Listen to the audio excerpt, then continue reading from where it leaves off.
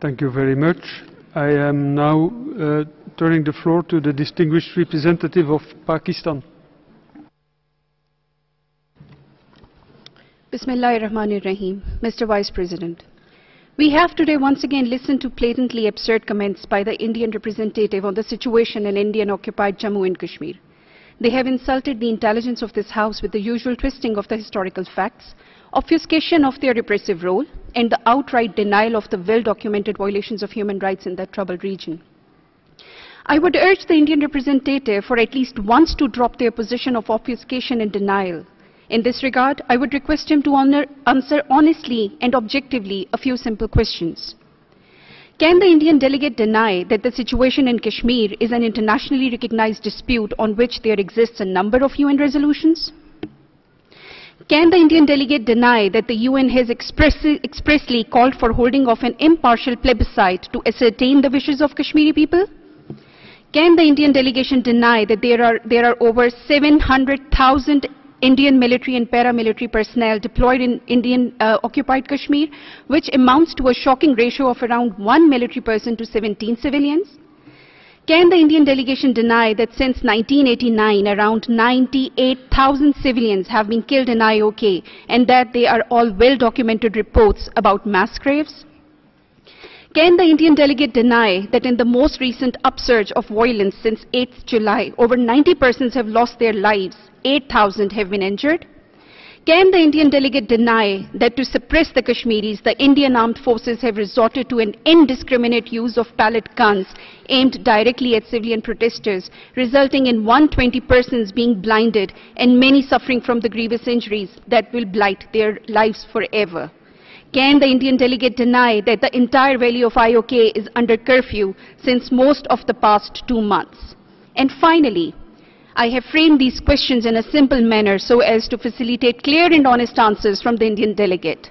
I hope we can finally cut through the traditional Indian pattern of obfuscation, denial, and blame shaming. Thank you. Thank you very much.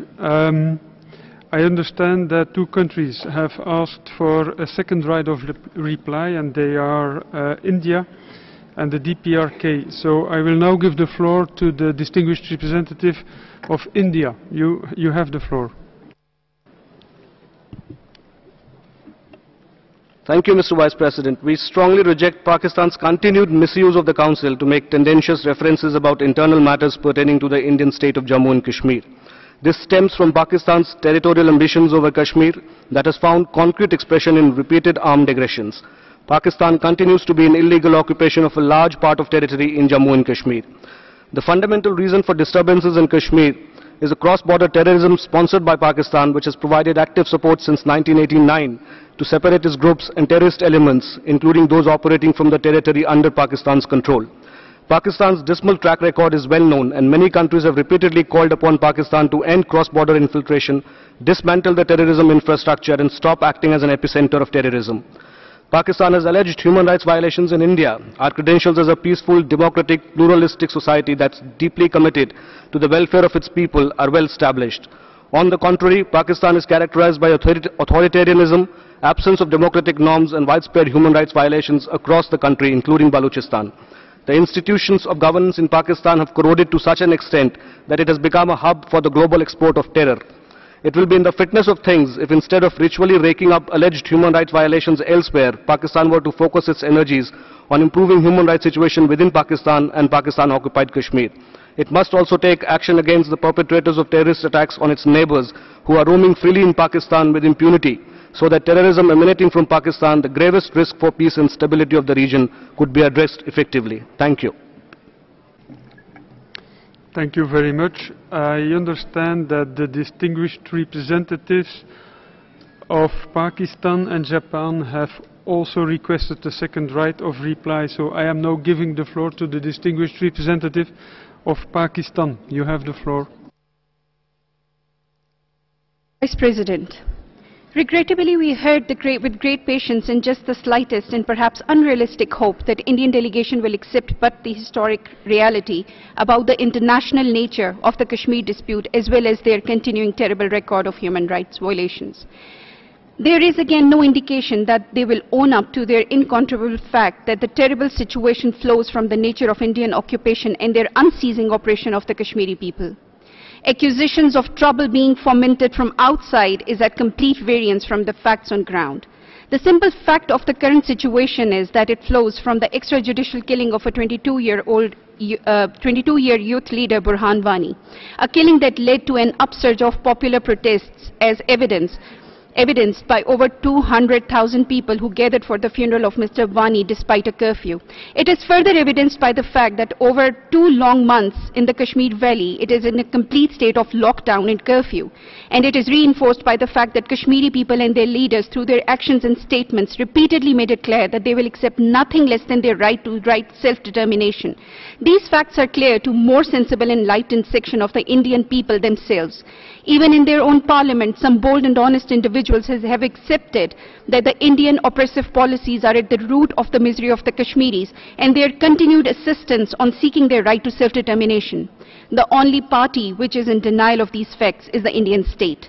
This condemns the Kashmiri people to the continued misery. Their only hope is that the international community will come to their aid amongst an Indian state which refuses to see any reason. I thank you. You have the floor. President, my delegation wishes to exercise its right of reply in response to the statement made by Pakistan earlier today. Pakistan has once again sought to mask its territorial ambitions and use of terrorism as a state policy under the garb of concern for human rights. This is a country which has systematically abused and violated the human rights of its own citizens, including in Balochistan as well as of the people of Pakistan-occupied Kashmir. While advocating restraint to others, it has no hesitation in using air power against its own people. Pakistan also continues to provide sanctuary to UN-designated terrorists.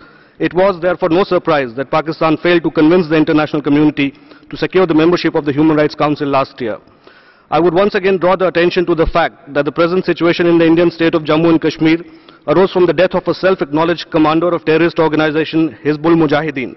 It was further aggravated by sustained cross-border terrorism emanating from Pakistan. The high number of casualties sustained by Indian security forces is a reflection of the tremendous restraint they have displayed in difficult circumstances. Jammu and Kashmir is an integral part of India and will always remain so. We reject attempts by Pakistan to denigrate the democratic choice that has been regularly exercised by the people of Jammu and Kashmir.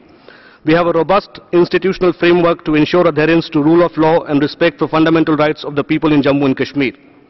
It includes independent judiciary, National Human Rights Commission, vibrant civil society and free and vocal media. In contrast, the people of Pakistan as well as Pakistan-occupied Kashmir have become victims of sectarian conflict, terrorism and extreme economic hardship due to Pakistan's authoritarian and discriminatory policies in complete disregard of human rights. Mr. President, terrorism is the grossest violation of human rights and should be so acknowledged by any impartial observer.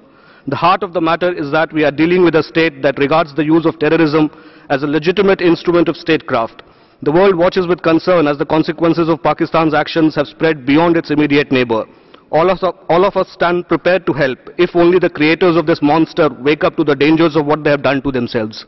Thank you.